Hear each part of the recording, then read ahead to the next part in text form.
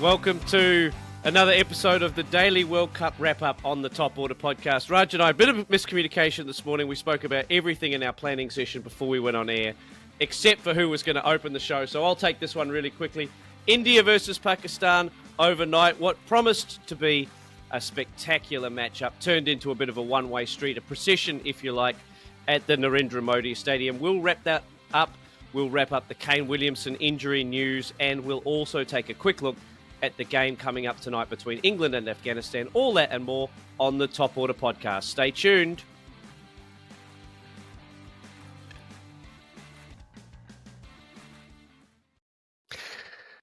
It's not easy operating the Riverside Media volume controls. It's a lot easier when you've got a physical. It's a lot easier when you've got a physical fader to fade out the intro music. But I did my best. Raj, good to be on the air with you again this morning, wrapping up what promised to be an epic encounter at the Narendra Modi Stadium in front of 130,000, either silent or screaming fans. Some of the support was, well, as we expect, incredibly partisan. But it must have been bizarre for some of those Pakistan cricketers to, hit a four, take a wicket in front of deathly silence. How did you see this game? It turned into a bit of a one-way street, but how did you see it early doors with Pakistan batting first on what looked to be a good wicket? Yeah, just firstly on the crowd, it was great to see 100,000 people at a cricket game. It was a massive blue wave, blue wall, whatever you want to call it. Great to see that people actually turning up for games, and it was a good one to turn out for at the beginning. I thought it was actually an interesting decision to choose to bowl first. I'm not certain. I'm not certain that it wasn't. I think it was just India wanted to chase. If I'm completely honest, I think they just wanted to chase in this game, which is something that they've been very good at over the last few years. Definitely with merchants like Virat Kohli who can chase anything. I have no problem with them making that decision. I found it weird though. I thought they'd want to go out there, score some runs, and then just squeeze them. But look, Pakistan were doing the job. They went out there. They were batting at a slower rate, but they were keeping wickets in hand, which is something that we've talked about as something that's going to be required for this World Cup. As soon as that Babar and Rizwan partnership was broken, though, I think the numbers there are 8 for 36, not great reading for Pakistan. But initially they were cruising. I thought that they were going to go through and post a score that was going to be a very, very hard run chase for India. But what did you make of it? Well, really disappointing. I mean, we can trot out some of the audio that I recorded last time I was on air for the Top Order podcast with respect to the Australian middle order collapse, but really not good enough from Pakistan to go from, what was it, 2 for 155, something like that, to all out 190.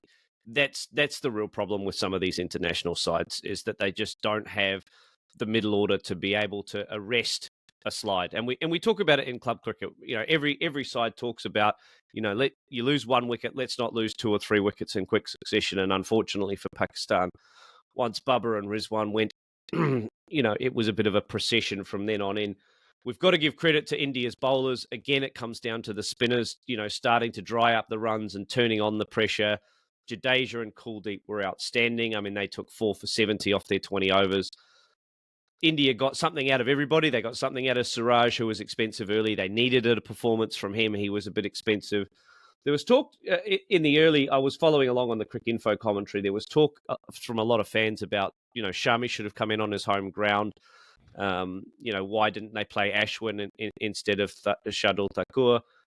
I think it was good for India to get something out of Pandit as their 5th bowling option, their 6th bowling option. He's going to be important for them in big games later on in the tournament. So for him to get sort of 2 for 30, even off his 6 overs, is really important for India to get something out of those guys. But again, it just comes back to those spinners. They are world class. Is there a better bowling attack? There's certainly not, as far as I'm concerned, a better spin attack other than maybe New Zealand's spin trio in this World Cup, because they really.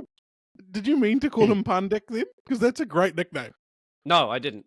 That's a great nickname. I think we've got to make that a thing.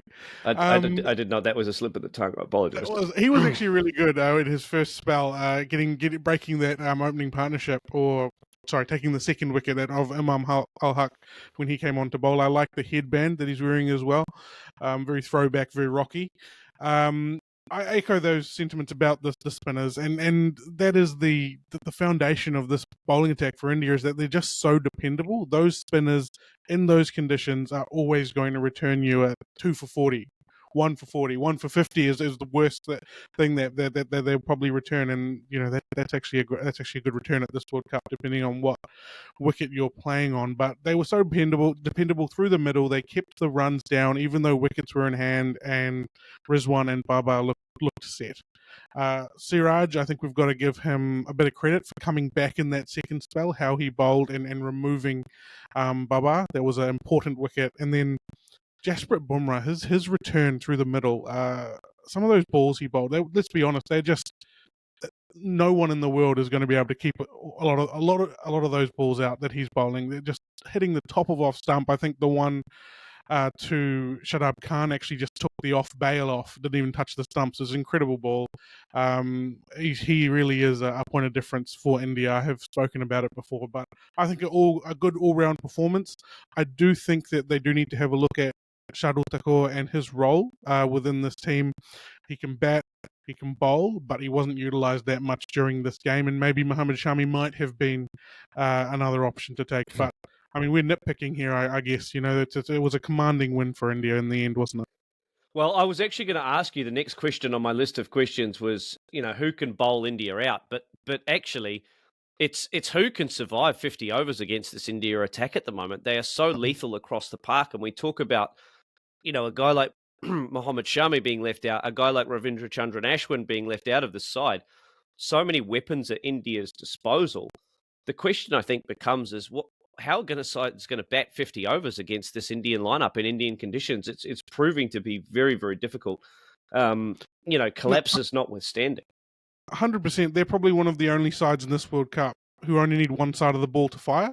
If they bowl well, game's over. If they bat well, the game's over. They can chase anything, they can set anything, and they can bowl teams out for under 200 consistently, as you've seen in this game. I mean, just have to look back to the Asia Cup final when they played Sri Lanka and bowled them out for 50 with the new ball just absolutely going off there. So they're capable of doing anything with either side of the ball, which is very, very scary. Are India favourites now after 3 games? I mean, they've played Pakistan, they've thrashed Australia. Pakistan probably have pretensions to being a semi-final contender, as did Australia, and they really hosed both of those sides and chased down scores really, really easily in both games. Are India the favourites for this World Cup now at this point, do you think? Yeah, look, I think coming into the World Cup, they were always my favourites. Actually, I say that with a bit of tongue-in-cheek. They were always my favourites. England, I thought, were probably my favourites to actually win it, but that was a bit maybe going for a little bit of a roughie there. But England with a slower start against New Zealand, that's something that they're going to have to recover from. I think they will. And then obviously Australia with a sort of third line of betting for me, and they're going to struggle just to make the playoffs. But if they make the playoffs, they'll be there'll be a bit of a wild card, and they're a hard team to beat on their day. But look, India at the moment, I just can't see anyone beating them. They are looking absolutely immense. Let's have a look at the Indian batting card now. And the most important thing, I think, for Indian fans is the return of Shubman Gill from a nasty bout of dengue fever, replacing Ishan Kishan at the top of the order. And, even there are a couple of low scores there. Virat only got sort of 16, 17, whatever. But other than that, it's kind of business as usual for that type 5 for India. I don't think Hardik's had a bat in this World Cup yet, has he? I'm not sure. Possibly not. Yeah, for Shubman Gill, incredible for India to have him back. He looked good in the field. I like his slick new haircut as well, very aerodynamic. Rohit Sharma, he just looks in immense form. Is there such a thing as peaking too early? Is he playing his playoff series already this early in the World Cup? Well, I don't know about that. One stat that shot out at me this morning as I was reading some of the reports as I got up was he hit his 300th ODI 6 last night. 300 ODI 6s. That's incredible. He's certainly not peaking too early from a tournament performance, because he's one of those guys that if he gets in form, he could roll this form out for 10 straight games. Or 11 straight games if they make the final. So I don't think there's any concerns about that. My only thing would be maybe they should give their number 6, number 7 a bat them at 3, so at least they get some time in the middle. I mean, similar to who can face India for 50 overs. Who can bowl this Indian batting lineup out? They just look so imperious at the moment. Well, this is the thing. It's just one of those things where I liken it to bowling to the Australian order early in the 2000s. You get one person out, then another one comes in, then another one comes in, then another one comes in. As you said, Hardik didn't even bat. Ravindra Jadeja has won games off his bat, and we know Shardul Thakur can bat. They just keep going down and down and down that list. Shreyas Iyer, it was good to see him have a good bat this time. He looked in good form as well. When he wanted to hit the ball, he really did, and when he wanted to nurdle it around, he was able to do that as well. Played some great shots off his legs. KL Rahul came in and did the job towards the end there, a bit slow. I was, as he was batting, I was thinking the IPL keyboard warrior is going to come out again asking why he's scoring so slowly, but he really didn't. He was having a net quickly, though. Yeah. At that point, he was just having a net. Really, to be fair, centre wicket practice for KL. Right, we've covered India significantly. Should we turn our attentions to Pakistan? Some concerns there for Pakistan, not just the collapse, but there are some genuine concerns around some of their form at the moment. Yeah, I think it's hard to escape that the concern that if Babar or Rizwan don't score the runs, who's going to do that?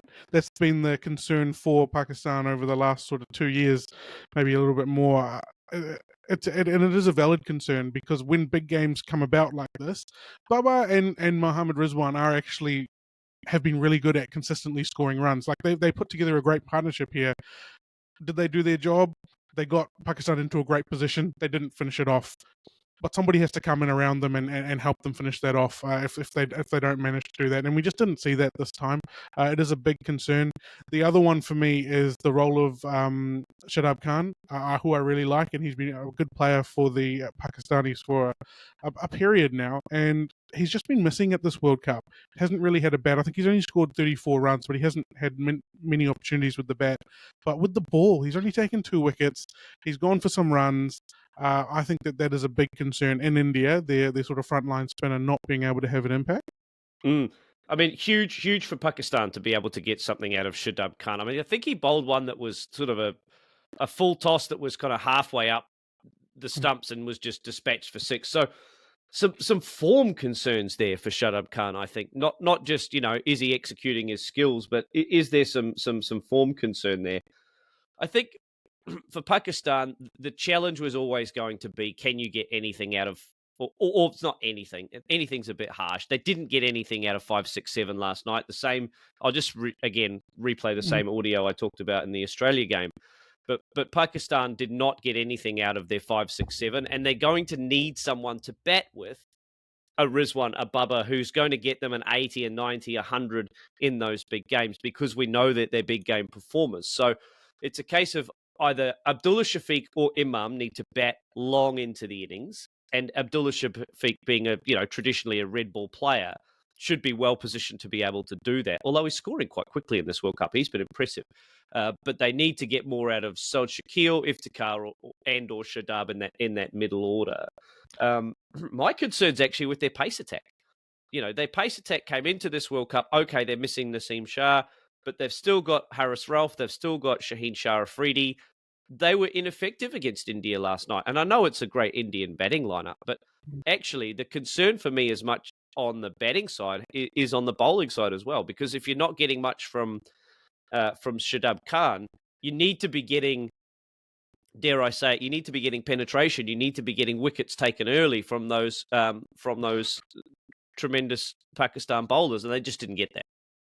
Yeah, I'm not sure that's a good enough excuse to use that word live on a podcast. But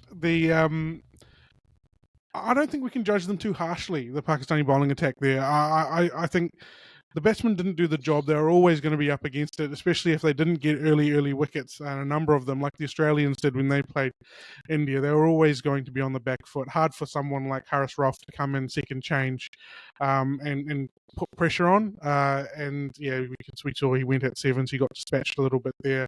I do have a question for you just around the batting of Pakistan there. Do you think that we should be more critical of the fact that they didn't get to 250, 300. They actually built a solid platform, and I would expect more from the likes of Iftikhar, Mohammad Nawaz, and Shadab there down the bottom, just like we've seen with the tails of teams like Australia.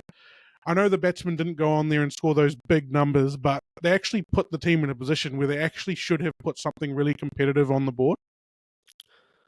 I completely agree with you. I mean, if you have a look at it, so when Babar was dismissed, it was or just before Babar was dismissed, they were 2 for 150 with 20 overs to go.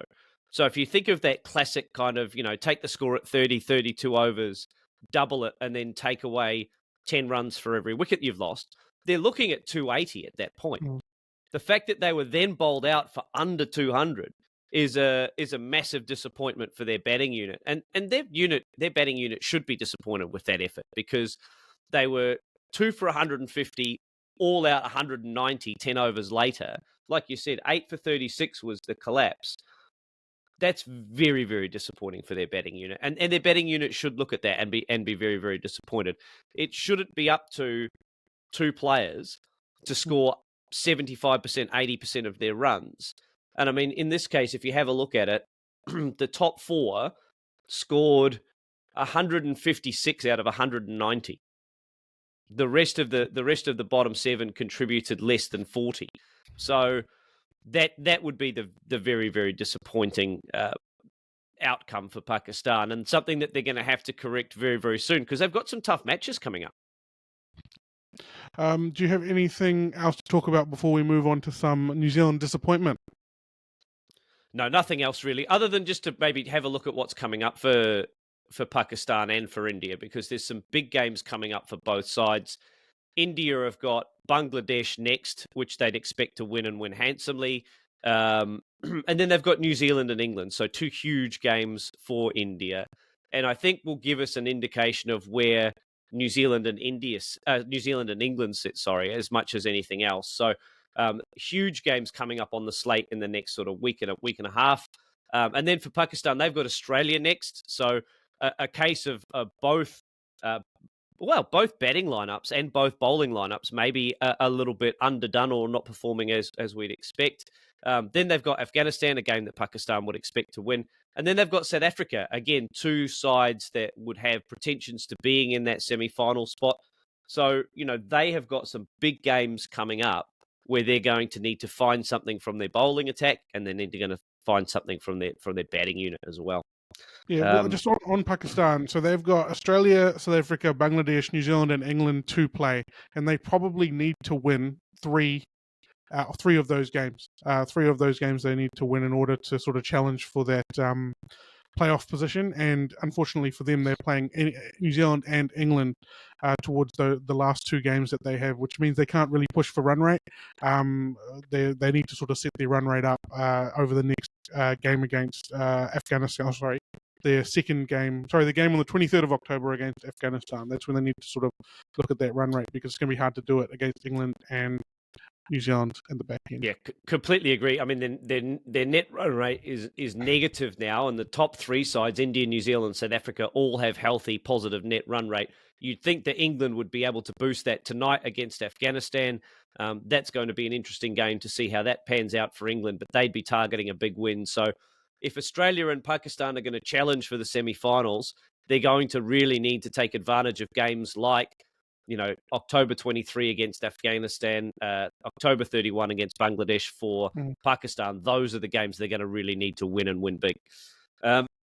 So let's move on, and we'll deal with some not quite positive news for New Zealand cricket fans. If you're waking up this morning and tucking into a diet of bacon and eggs and Rugby World Cup quarterfinals, some not great news that you want to share with us, Raj, around Kane Watch again.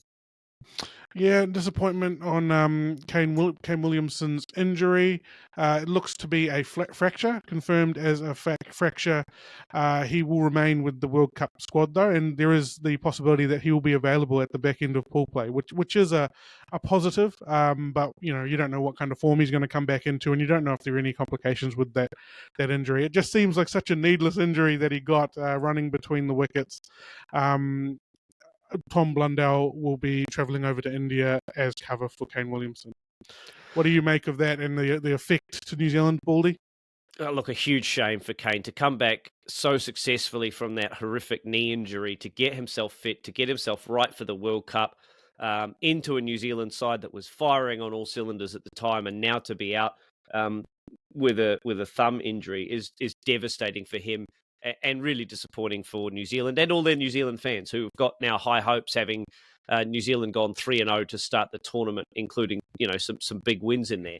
If we have a look at the draw, though, their last game is on November 9, and the last pool game is India-Netherlands on November 12, which is almost exactly 4 weeks since the injury took place. So if Kane is to recover, I think if you put a 4-week time frame on it, that would put him back at the end of pool play, ready for a semi-final, potentially. So any less than 4 weeks, and he might be back for their last pool game on November 9th against Sri Lanka. Other than that, it would be the semi-final or the final for New Zealand. So, look, a very, very disappointing injury for them. But there's still hope for New Zealand fans that he may make it back for the end of pool play and or the finals. If we're looking at something like a 4.5 week recovery time, we'd be right on the cusp of that semi-final. And for those people out there that would say we shouldn't be unsettling which I have heard, we shouldn't be unsettling the team lineup, he is definitely walk straight back into number 3 for New Zealand, no matter when he's available. Even if it's just the World Cup final, he is walking straight back into that side and batting at number 3. Am I correct? Oh, 100%. I mean, Will Young was unlucky to miss out the other night against Bangladesh, really. I mean, he's had a reasonable start to the tournament, and he's probably going to be the man to miss out. Maybe Mark Chapman, maybe Will Young, but whoever it is, Kane walks straight back into that side. Ravindra slots into the opening spot or down to number 7, and away New Zealand go. So I think there's no doubt about that. He's going to walk straight back into that side whenever he is fit. Take us home, Yeah. Raj. No, I think we've covered it. England, Afghanistan tonight. A cakewalk for England. Is there anything that they want to see out of that side? Are we going to see any Ben Stokes, or is he going to remain in mothballs until he's really needed, and against maybe South Africa next time out? Yeah, I haven't got the tea on that one, actually. I think that if he will want to play if he is available. Whether he's in the plans, I don't know. I think that England will want to make a statement, though. They obviously started off on the back foot against New Zealand, and this is going to come down to run rate by the looks of things. They will want to go out there and have a dominant performance. So, I think they will. So I'm looking forward to watching that game and talking about it tomorrow morning. Fantastic. Well, thank you very much for joining us again on the Top Order podcast. I've had a great 20 minutes again with Raj on a Sunday morning. For those of you who are right into this World Cup, there's plenty of great action coming up. England, Afghanistan tonight, Australia against Sri Lanka tomorrow night, and then some double headers coming up your way in that 4th round of fixtures. It's proving to be a tournament that's going to be determined, we think, by net run rate, but who knows? It could be completely different this time next week. So thank you very much for joining us here on the Top Order podcast this morning. We look forward to your company again soon. Take care of yourselves and each other, and keep enjoying this fantastic slate of cricket games that we've got coming up in this World Cup in India. Talk again soon.